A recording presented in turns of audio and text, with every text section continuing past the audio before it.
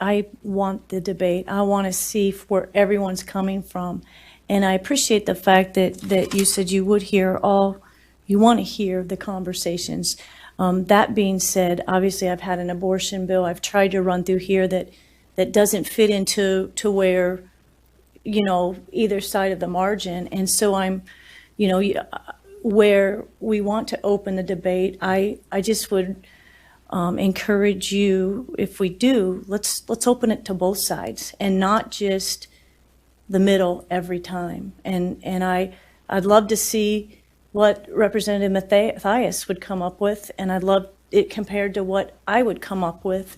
And I understand there's always a time limit, but if it's really arena of ideas, then I would respectfully ask that we hear all bills on topics. Representative Scott, thank you for bringing up the Abortion Human Rights Act. You and I have talked about this on numerous occasions, and the supporters up in your area and I have talked about this on numerous occasions. One thing that happens in the arena of ideas is compromise. I don't always get what I want in the process, nor does any other representative get what they want in the process. And I have met with you, and I have met with the supporters of the Abortion Human Rights Act, and let them know that as long as inside the Abortion Human Rights Act, there is going to be a provision that a woman is going to be on trial for murder, that bill will not get a hearing.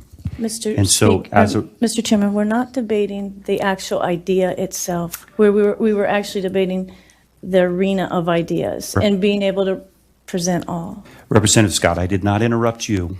Well, I'm objecting just maybe to how far you're taking the conversation.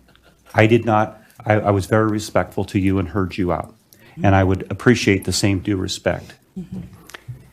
In the arena of ideas, and I'm fine with the arena of ideas, there are also parameters that are put around that, whether something has the ability to gain critical mass or not. There's a lot of people that come to my office or chairman's offices to talk about policy, and we will make suggestions, hey, you're going to need to do this or you're going to need to do that.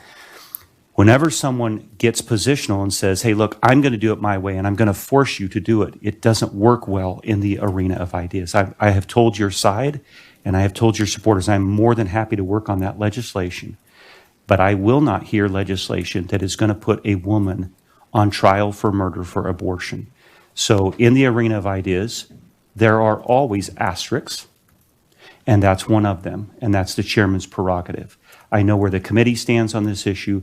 I know where the Senate stands on this issue. I know where you stand on this issue. So if you want to have that dialogue or your supporters want to have that dialogue, I'm more than welcome to, as long as the woman is not going to be on trial for murder. Is there further? Yep, okay. Thank you, Mr. Speaker. This is kind of fun. I wish we could do this on all the bills. I would just share that it is not putting a woman on trial for murder. It is setting a crime standard of killing a baby, and anyone that breaks that law would be tried equally under the law. So it is not singling out a woman or putting her on trial only if she breaks the law. It's the breaking of the law that's being challenged. It's not the woman, it's the breaking of the law of killing a baby. And so that's why I'd like to have the discussion and share the bill and see what the other committee members see. Yep. But it's obviously your prerogative, and I don't, we don't need to do this publicly, but I just wanted to follow up with your concern. And I'm fine doing it publicly. I have nothing to hide. So, okay, any further